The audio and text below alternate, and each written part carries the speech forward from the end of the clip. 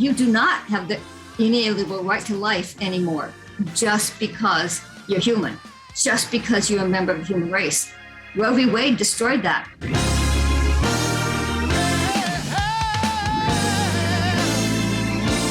Secular bioethicists say, well, first of all, they do acknowledge that the fetus is human.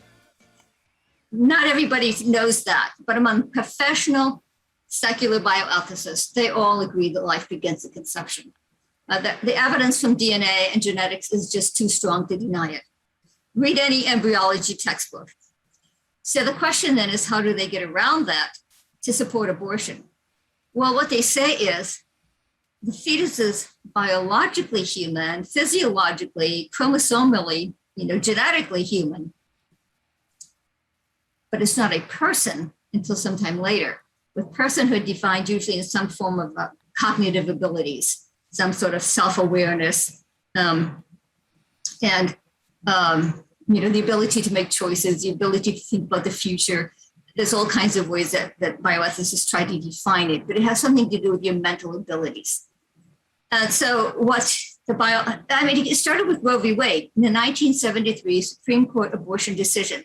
He said point blank, the fetus is human from conception, but it's not a person until sometime later. So the Supreme Court was giving expression to this divided view that you can be human at one point and yet not be a person until sometime later. So clearly these are two different things.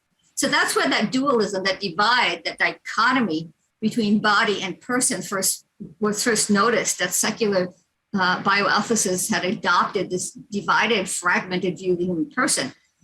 So essentially what secular bioethicists are saying today is that being human is not enough for human rights, because that the fetus can be human and not have any rights. Being human is not enough to have any moral status. It's not enough to warrant legal protection. So being human is no longer the basis for human rights. You have to earn the right to life by becoming a person, by acquiring certain mental abilities, cognitive functioning, and so on.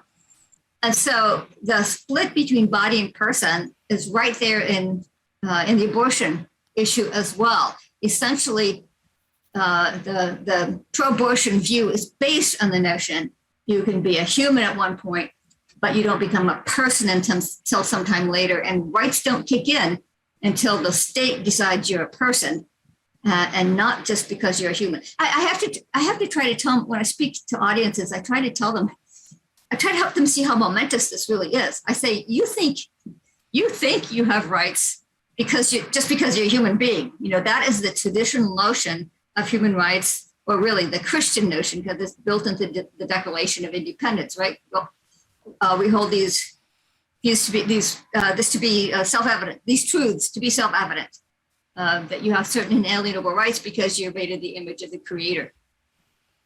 Well, that's no longer true. You do not have the inalienable right to life anymore just because you're human, just because you're a member of the human race. Roe v. Wade destroyed that. It said, no, you do not have human rights just because you're human.